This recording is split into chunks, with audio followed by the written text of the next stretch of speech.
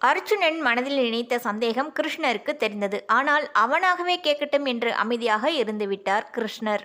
ஒரு கட்டத்தில் பொறுமையை இழந்த அர்ஜுனன், மதுசூதனா, கர்ணன் அவனது அம்புகளால் எனது கிரீடத்தை தள்ளிய போது அவனை நீ சிலாகிக்கவில்லை.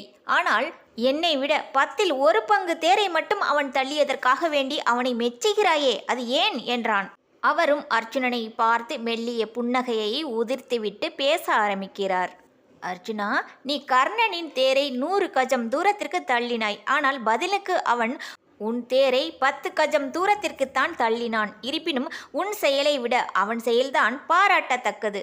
ஏனெனில் இது தூரக்கணக்கல்ல, பாரக்கணக்கு. அவன் தேரை போலவே உன் தேரிலும் ஒரு வீரனும் ஒரு தேரோட்டியும் இருப்பதாக நீ நினைத்து கொண்டிருக்கிறாய். உண்மை அதுவல்ல. உன் தேர்கொடியை பார், அதில் அஞ்சனை மைந்தன் அனுமன் இருக்கிறார். அனுமன் ஏதோ அக்கொடியில் அடையாளத்துக்காக பொறிக்கப்பட்டிருப்பதாக நினைத்து கொண்டிருக்கிறாய்.